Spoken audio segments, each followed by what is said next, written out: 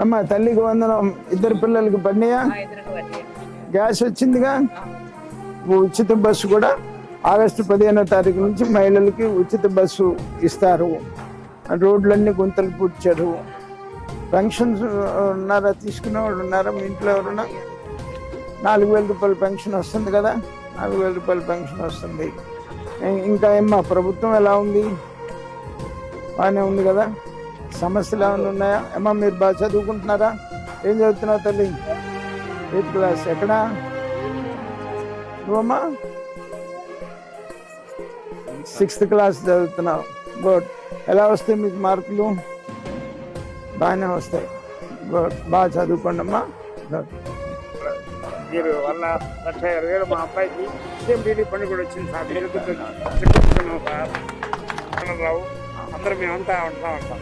దాన్ని మీ ఆశీర్వాదం కావాలి మరి.